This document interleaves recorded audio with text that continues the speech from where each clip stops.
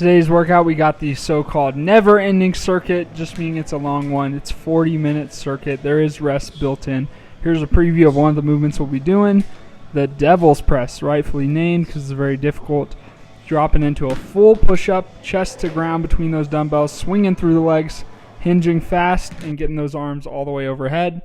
Here is the full workout. It'll be 9 different movements in the main circuit. Take a screenshot if you'd like so you have access while you're working out.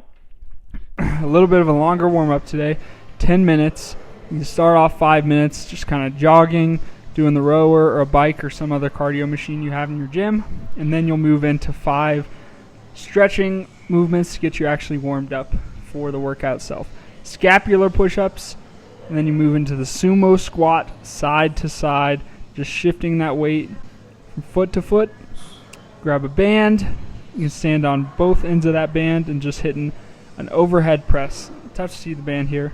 There's a thinner one, not too much resistance. Here you got your banded overhead squat. This is kind of the flying squirrel version of it. Both arms extended with that band under my feet. Here is version B of the overhead squat. You can just use that band as kind of a bar, hold it overhead, and hit some body weight overhead squats. Final movement, call these prone T foot to hand rotations. Lying in a prone position with those arms extended, and you're rotating opposite heel, trying to get it all the way up to that hand if you're able to. Good rotational warm-up movement. The circuit today is 4 sets or 4 times through, 40 seconds on, 20 seconds off with a minute rest after you finish all 9 movements, so it should take about 40 minutes total. You got your kettlebell American swings, which is all the way overhead. Here you got your side winders. You're going 90-degree rotation up to parallel, back to center, and rotating back out. Don't allow that kettlebell to swing past your center point until you're switching sides, because that will allow you to work your obliques the best. Kettlebell figure 8s, thumb through the window, catching back at the top, and keeping it moving smooth and fast. Those are your 3 kettlebell movements. Now we got 3 dumbbell.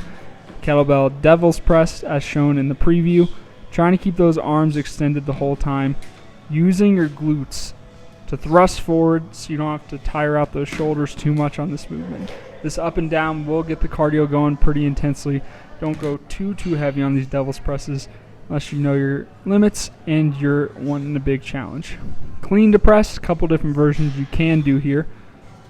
Cleaning that weight up from the hang position to the shoulders. Push pressing overhead.